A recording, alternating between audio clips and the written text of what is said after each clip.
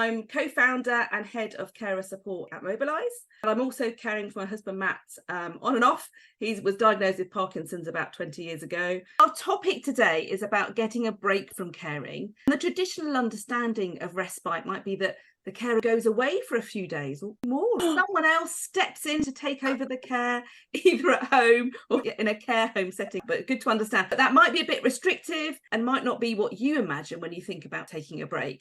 So good to be clear what we mean when we're talking about taking a break.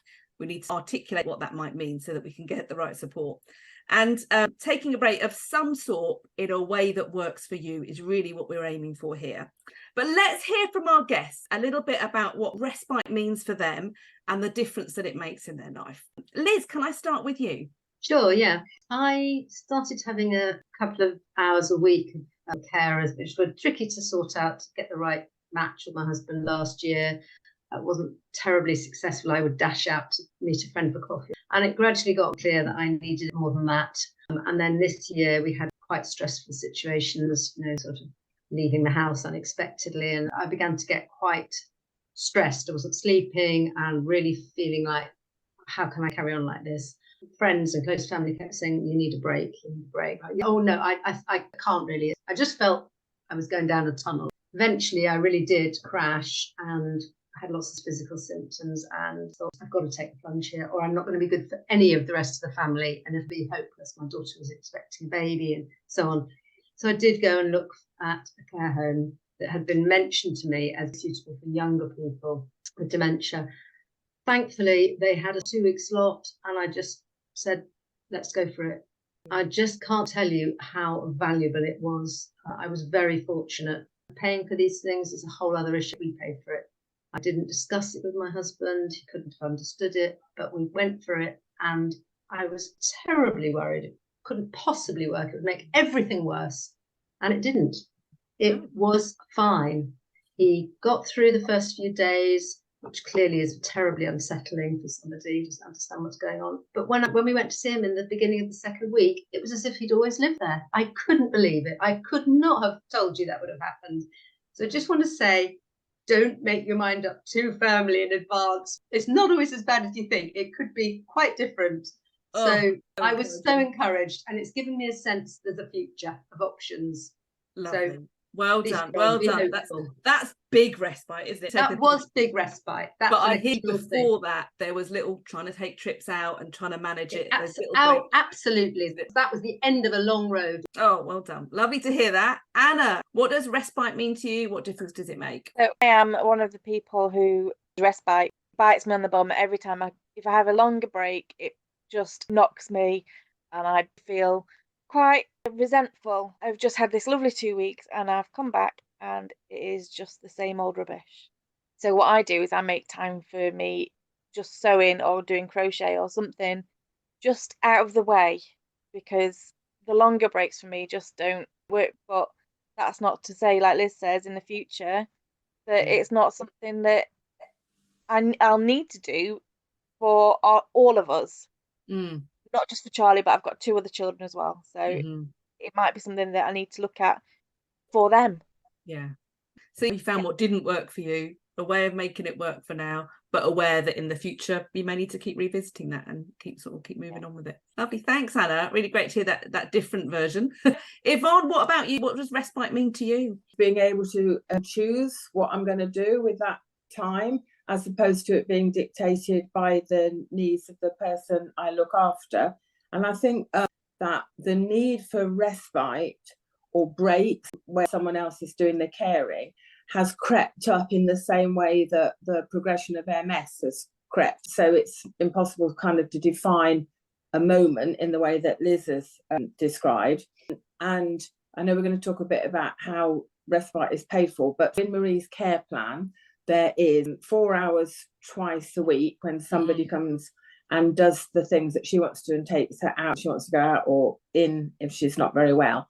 And then the local authority would have paid for 4 weeks residential, but Marie doesn't want that. So can you believe this? 4 weeks, 28 nights, in terms of having somebody into my house, into my bed while I'm not there, becomes 16 nights. Now, there's a mystery.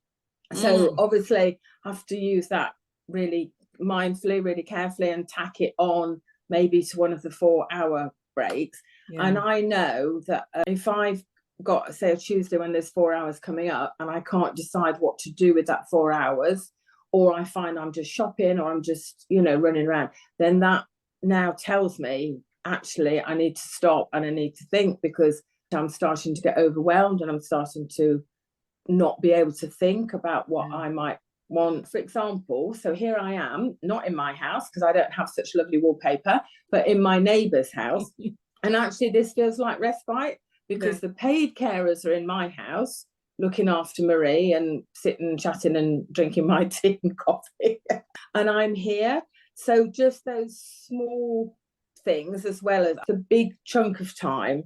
Well, that's really good. Lots to pick up on. A little bit about the funding. And I'll just mention, because it's a little bit different all over the country. Yeah. Generally, respite, if you're looking for funding, will be part of the person you're caring for's package. Under the Care Act, it seems to fit more under there. Some local authorities, do check, will look at it as part of your carer's assessment and think about it as a direct payment for you. That's becoming less and less common, but you need to consider it when your person has their care package put together, that you're building that in and saying things like, I'm willing to care, but not 365 days of the year. I need to have so many days break. It's a little bit of negotiation discussion to happen. And it's not straightforward. We're not making it, just I'll speak to the council, they'll sort it out. It's one of these things that people have to explore. And for many people, they're self-funding. So it's something that they have to find the funding for, which is a tricky one as well. I need to stop and think here about how I'm going to make this a good break. Otherwise, I'm just going to be tired and exhausted and I won't have used that break well. And then I'll be cross with myself and beating myself up over not doing it well.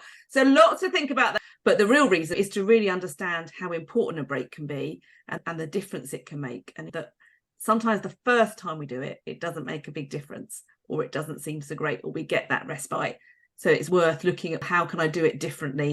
Is it all in the timing? Is it just the type of break wasn't what worked for you? There are those barriers. It's difficult. If it was easy, nobody would come to a little live event on the topic, would they? We'd all be doing it and having lovely breaks. So if you're finding it difficult, you are not alone. And if you're doing it, we are celebrating with you, because that is just fantastic. So Anna, tell me a little bit about when you went away. How did you manage to make that happen to start with, when you had actual respite? So Charlie was only diagnosed 6 years ago, so it's still very new for us. So it's kind of been like deep end of the swimming pool, really. I'm really lucky, because when Charlie got sick, we moved house and my mum moved across the park, which is great. And she recognises better than I do when I need that break. Yeah, excellent. Anna, thank you. Liz? I think our closest family and friends can see what we sometimes can't see. Alluded to before about those daily little bits, Liz, where you just go and have a coffee somewhere, or you just have 10 minutes to yourself. It's almost like we've got this boiling pot, and every now and then we take the lid off. And I used to say it's like a backpack. You're carrying this really heavy load, and every now and then you just stop, take a few bits out, and then it gives you time to carry on. It's not selfish. Recognising that actually it is the least selfish thing you can do. Now tell me, what difference does it make when you've had respite or a break that works? For me, I feel a lot lighter. So we have hospice care every now and then, and I used to get really worried that Charlie wouldn't enjoy it. So I would make up excuses and not go. But actually, Charlie is his best self. He's cooking and he's doing all this, and he sleeps through the night. I find joy in that. So if he's had a good time, I know it's the right decision. Yvonne, what difference does it make for you? I think it's a bit like a thread woven every day. So rather than go for the big event, it's more that, so for example, if my sister says, a few of us in the family are doing such and such, historically, my heart would have sunk and I would have said, oh, well, of course I won't be able to come. Whereas now I say, oh, that's great, So if there's an opportunity, or if there's something I see that I'm interested in, rather than automatically count myself out, I'm now much more inclined. I wonder how I can get that to work, just to be able to do things and just to keep up with things I'm interested in and places I'd like to go. Nothing wild, but just enough that I still feel I'm alive. You can go away, have a nice time and enjoy it and be relaxed. And you can also feel sad that your lives Yeah. don't work together all the time, and there is still that sadness. It is possible to have both of those feelings, to be relaxed and enjoy yourself, and to recognise and acknowledge the sadness as well. We can't just get rid of the difficult feelings. Not at all. The guilt, I mean, the guilt is terrible. We need some kind of guilt shield.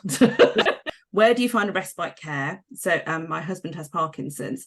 Our local hospice does short-term respite care for people with neurological conditions. Liz, how did you go about finding respite care? Well, the care home that we use is a specialist private care home for people with younger and older dementia.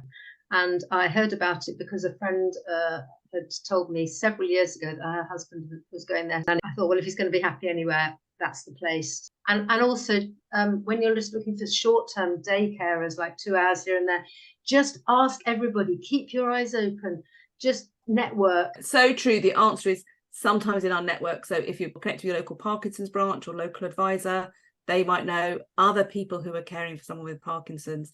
And it's that sort of thing. There's daycare centres. It's asking around, your local Facebook groups, social worker, local charity supporting a particular condition, your GP surgery, social prescribers. And your local carers. Local carers groups. Absolutely. They're a mine of information about how the system works in your area. They might know about short breaks funding, grants you can apply for. What's your final word? Leave the guilt at the door.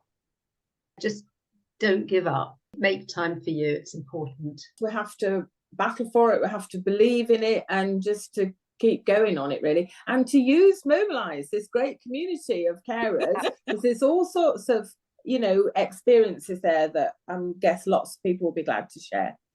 Fantastic. Thank you, guys. A big thank you to Liz, Anna and Yvonne. See you again soon. Bye bye.